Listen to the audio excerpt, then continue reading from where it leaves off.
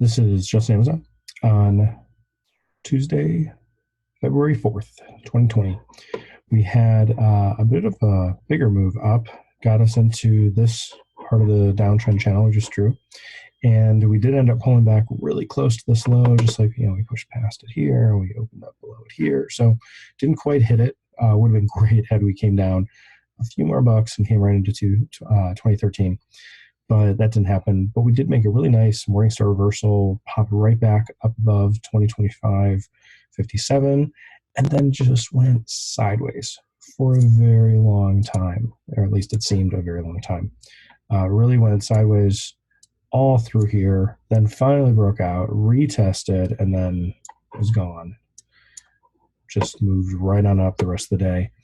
There was a bit of a triangle going on here that popped. That was a false breakout, came back down, right back into these lows. It did not come back into 2025.57 today, which I thought was very bullish that it was staying above. It did make kind of a smaller triangle-ish, or you call this like a double bottom or a multi-bottom if you include the candles low. But yeah, ultimately did come right up into this downtrend here. So it just moved, obviously not straight there. It popped and then moved sideways and up into it. Broke out of that and then retested. So that's your S curve. This would have been a great place to be buying right here on a pullback. And had you done that, it made it a really nice stair step in here too, and then continued higher. So overall, really nice bullish day. Made a new all-time high yet again at 2059.80 on the daily. Let me say that on the daily because we did make the all-time high over here, but no one really sees that look at the daily. So the other thing I noticed is this is the highest we've ever closed. The close we had today was at 2049.67, and I look back over here and the previous close, there weren't any better closes here. It didn't quite make it that high. But the previous bullish close we had was actually down at 2039.51. I'd forgotten that I had put this 2050.50 right at the high. I didn't really forget. I kind of remember, but I didn't remember where the close was that day. So we just had the highest close ever on Amazon, which is pretty cool. And we obviously played out this triangle really nicely. Let me draw the triangle again.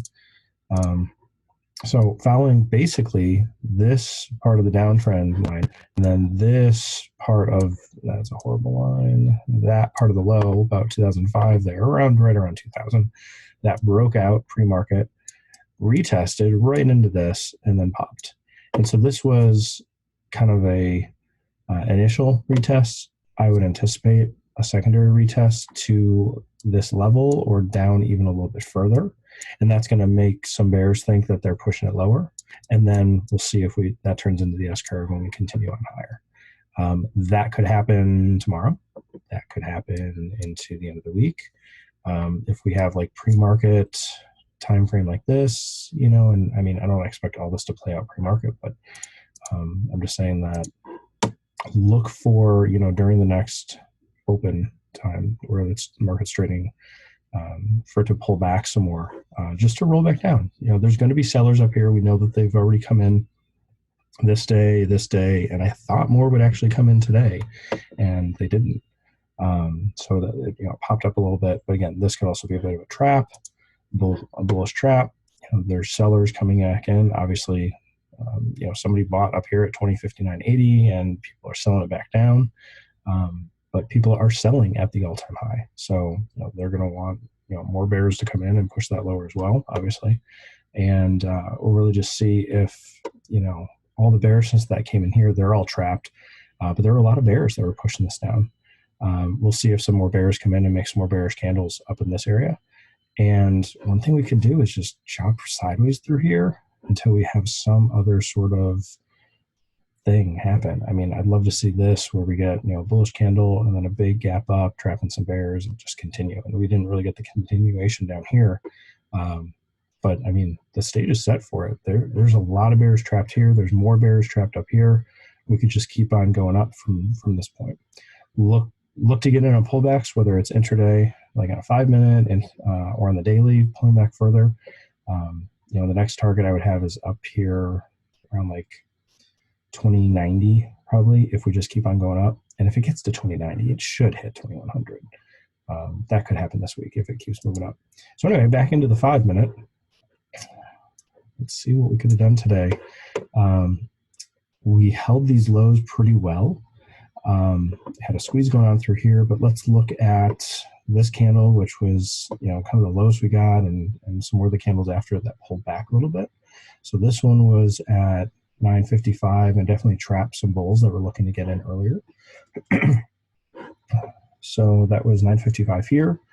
This is the 2050 call. So at this point, the low here was 890, and then came down to 890 again, and 910, 924, 897. Okay, so we actually made really similar lows right around $9 all through here. So buying at 9, buying at that low, you did have some other opportunities. I don't know you would have been filled at 9, 925, 950, sure. And then a stop down around like 850 would have felt really tight, because we really do have this pivot right here, and all it had to do was wick down a little further or trade down here a little further and look like, you know, it's going to at least touch that and go. So you really want to have your stop below. Now, if the 2050 call doesn't let you have your stop down there, and I can't say exactly what that stop price would have been, or the range, you know, you may have been hitting that price at like $8. So could you do a trade 925 by 8? Sure. Obviously, that's more than $100 risk. You can go out a little further, maybe 2060. Maybe a little less volume here. With the 2060, that put in the 955 candle. The low was between 6 and 7. So that held that. Even came down to 650 here. So 650, actually, that's right in line with where the open was, down at 580. You would have got a stop below the 580 price. So doing like 650 by 550. I like having this price, these candles here, showing that support came in and buyers came in at that price. And you don't have that on the 2050. So that's just a $10 difference in strike.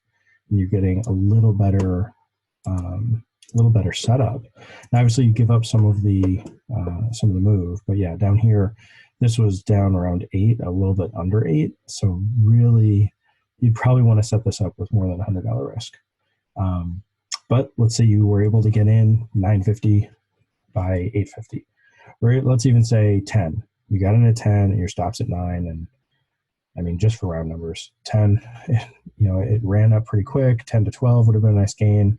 And then that retest, that S curve that came in, actually pulled right back into these highs and gave you another opportunity to buy right around $11, actually 1105 here. So probably, you know, the high here was 1160, even for it to come down to the high. So let's say you did 1150, you know, right in here, you're getting in at 1150 and your stop is down at 1050. It actually held that. It worked out really well. Even doing that, you know, you would have had the entry on this candle if you were setting it up on this one and it triggered here. Or, you know, at least you had 10 minutes or so to get that set up and go for it. And then that just ran. That just continued on up all day long, and probably would have been taking profit up when it got into 2050. So that would have been the 150 times, so it would have been right here. So you're getting out at like 20. So that's getting in at 1150 and getting out at like 20. So that would have been 8.5 hours with $100 risk. So pretty cool how to just continue to grind, probably take something off as it's moving up, maybe getting back into this high here. That would have been about 2R already. You know, if you just exit it all, that's still 2R. If you took off a little bit, or, you know, just let it ride a little higher, you're getting out at like 16. That, you know, it's still a really good profit on the day. So yeah, and these that just grind up, you know, looking for that low entry, but there are other entries. So here's a really nice stair step that then continued and then retested. So let's look at 1235. So at 1235, that was right here. A little more expensive again. So it broke out, got above this. Now I would have been looking for a full pullback into 14 and done something like 14 by 13.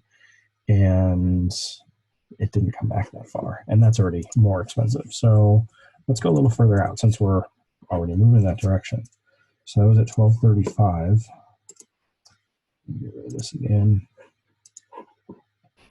So 1235 was right here. Okay, so this one didn't even pull back at all. Broke out, didn't pull back at all in this candle. This is the 2075 calls. This was your stair step, like no volume, right under $7. Even here, getting in like 750 by 650. You're getting in as it's moving in the direction. You're waiting for the pullback. The option just didn't pull back.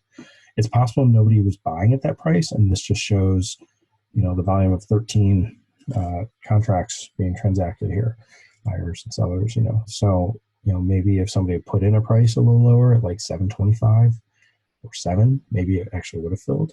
But at least at least we need to recognize that there was a little bit. Sorry, I'm like, where did it go? 1235, this one. There was a bit of a pullback into the 5 here after, this kind of the Marbozu candle. Yeah, Marbozu 5-minute candle. That's a nice breakout. Breaks out, gets above the high, pulls back a little bit. And it's already, this is a continuation pattern. Here's a Marbozu. These are all just saying it's going higher.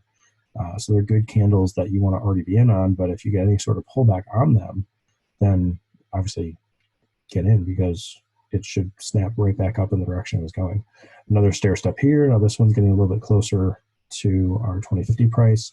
Gets really some small candles, indecision candles, and then starts to break out. So that's another hour later. So it's 135. Let's see what 135 is doing. So 135 is where it broke out. So it went sideways right here. So this is right around $9. Maybe having a setup here, like 950 by 850. Should have filled, or had an opportunity at least to get in here before it popped. And that would have been a really quick move from 950 up to 1150 for 2R right into 2050. So still at this price, you had an opportunity as the candles got really small there. Obviously you're risking a move way back down, but that's what you're stopped for. You have a nice hammer here. If it continues, great. It should continue moving right into a target. And if you can get the option price, or if you can scalp an R there, that's still a good trade, and you mitigate your risk with a stop right below this. I think these 3 candles, yeah. So this was right with the 950 by 850 price on the calls, the 2075 calls. So obviously, with those still being further out of the money, it's not like you're about to move into the money and then start to have better delta or something.